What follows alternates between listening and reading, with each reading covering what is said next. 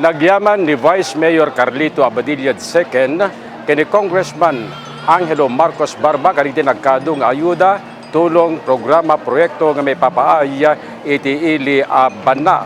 Kada iti lamang nga daw, nagturong ni Diputado Barba iti ili nga banna, tamnan agibunong manen kariti nagduduma nga ayuda. Malagsidlaeng kariti nagduduma nga tulong nga ipapaay ni Congressman Angelo Marcos Barba, kasama tayong kini Governor Matthew Marcos Manutok, ado pinigitay infrastructure projects nga may ipapaay iti ili banna.